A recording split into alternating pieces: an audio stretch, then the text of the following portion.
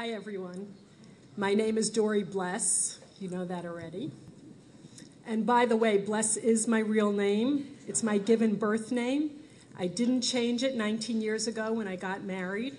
Apparently, all along, it had been pointing me towards this work, to become a celebrant. It just took me a while to make sense of those signs. Of course, while I was on my path, I'm lucky and grateful that Gail Sarma, Pat Sarma, Charlotte Hewlett, and Cindy Reed were on their own path, which brought them to discover celebrancy, travel to Australia, establish the Institute, develop the curriculum, and bring it to each one of us with mindfulness, dedication, commitment, and grace. I graduated as a celebrant in 2006 with my funeral certificate, and last year in 2007 with my wedding certificate. This year, for the first time, I taught the funeral course to the local Montclair class. I'm certain I learned just as much, probably more, than they did from me. I also serve as the director of the Funeral Celebrant Communications Committee at the Foundation. The committee's working to publicize our message, along with creating awareness about our work to the funeral industry, senior citizens, those that serve in death care and related fields, and of course, to the general public. I'm delighted to be here today and humbled that I've been asked to present in a conference entitled the Wisdom Conference.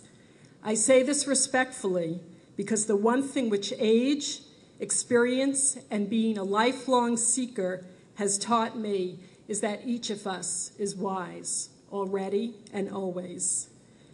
We can easily spend our entire lifetime in search of the truth, never realizing it's been in our back pocket all along. We're willing to travel great distances to try to attain it.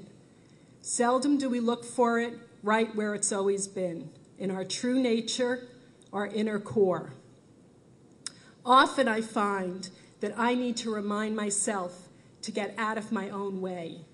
When I do, wisdom reveals and expresses itself each and every time, beautifully and simply.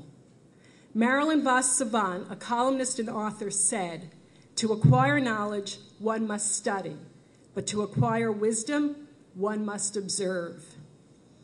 Education and degrees are necessary and certainly desirable. I know I would not be able to practice as a celebrant without the education and training I received from the Institute. I'm reminded of that time and time again as I prepare for a ceremony and thankfully rely upon the skills I was taught and the tools I was thoughtfully given and instructed to use.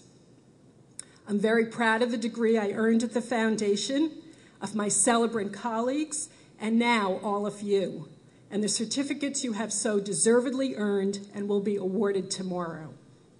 In the words of N. Sri Ram, a teacher at the National University of India, "Wisdom is not knowledge, but lies in the use we make of knowledge." In your celebrant practice, you will be called upon to use your knowledge. You will also be called upon to be wise. These requests will not be obvious or direct. A potential client isn't going to call you up and say, "Oh, excuse me, by the way, are you wise?"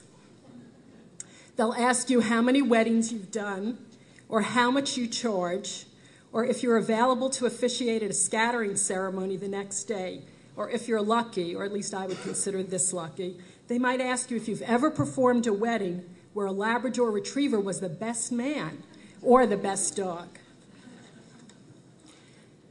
Truthfully, they might not even be aware of or looking for wisdom to enter into the equation when they consider working with you.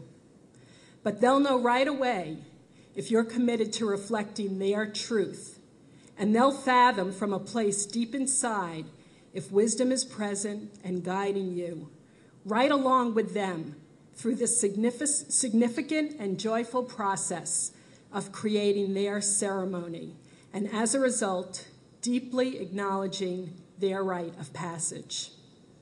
Shakespeare says, The fool does think he is wise, but the wise man knows himself to be a fool. What does this mean? For me, the one who knows herself as a fool is free. She's able to embrace what she does not know and sit peacefully in that space without needing to be anywhere else. Simply, she is present, available, and allows inquiry to naturally arise and direct her each and every time. As she opens to inquiry, to the practice of questioning, she becomes aware of what she needs to know and what, if anything, she needs to do. She doesn't need to act non-judgmental. She doesn't need to even act at all. She knows the secret is in the question. She's smart enough not to look for the answer. She embraces living into the question, into the mystery of it all. One of the aspects of celebrancy that I delight in and find sacred is its fundamental invitation to each of us to question, to play like a child, and to meet your clients and celebrant practice with beginner's mind. From this place, the answers are not already known. The answers do not even exist.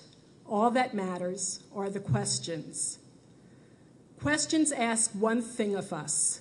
They ask us to honor them. We do this by holding them in silence, by allowing them to breathe, by tasting them, by listening deeply. When we listen deeply, our ego is not involved. We connect to a deeper intelligence, our intuition, or as today we call it, our wisdom. Here you drop into a state of presence where your mind is not living in the past or planning for the future. You don't feel like you have to know anything, fix it, figure it out, resolve it. Instead, you're just listening, like you might to your favorite music, a rushing stream, or a bird singing. Albert Einstein said, "The important thing is not to stop questioning. Curiosity has its own reason for existing. One cannot help but be in awe when he contemplates the mysteries of eternity, of life, of the marvelous structure of reality.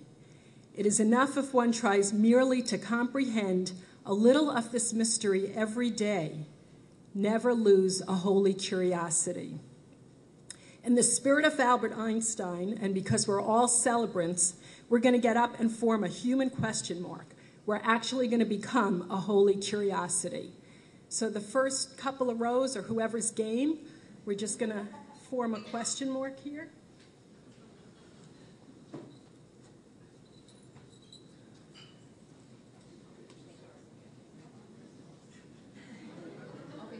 Oh, good luck. Okay, Suzanne said she's going to be the dot. Lots of participants. Hold it, okay.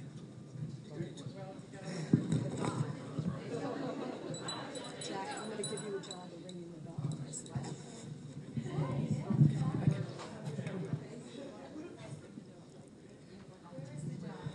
There's the... I'm the dot. Who's the dot? Who's the dot? I'm just moving.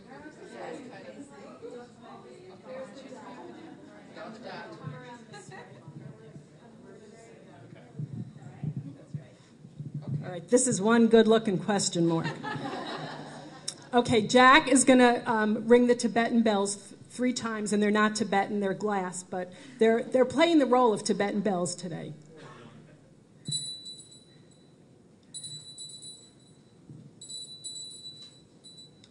Okay, so now I want you all to realize that you're standing in sacred space. And right now, the sacred space you're standing in, we're engaging in inquiry when we open ourselves up to questioning and to living the question. Right now, you are the question. Silently notice where you're standing in the question mark. Are you in the curve, the straight line, the middle, or the dot? Someone knew they wanted to be in the dot right away. Close your eyes and see how this feels. Now listen to and notice your own question, whatever arises for you. Perhaps it's a question you've been contemplating for some time, maybe even struggling with. Maybe it's a practical question, like did you turn off the lights in your bedroom when you ran out of the house to get here on time? Whatever it is, just allow yourself to feel it and explore it without needing to find the answer. Hold your question with care, without judgment, without a need to grasp. Stand and breathe into your own question. Now listen to these words from Rainer Maria Rilke's Letters to a Young Poet. Be patient towards all that is unsolved in your heart and try to love the questions themselves. Do not seek the answers that cannot be given to you because you would not be able to live them. And the point is to live everything. Live the questions now. Perhaps you will then gradually, without noticing it, live along some distant day into the answer. In just a moment, Jack is going to ring the Tibetan bells 3 times, and if you feel so inclined, after he rings them, say your question aloud, in unison, all the voices, all the questions, and then let go of your question. Don't look for or need to find the answers in thought. Instead, allow your answers to come to you in whichever way they may choose.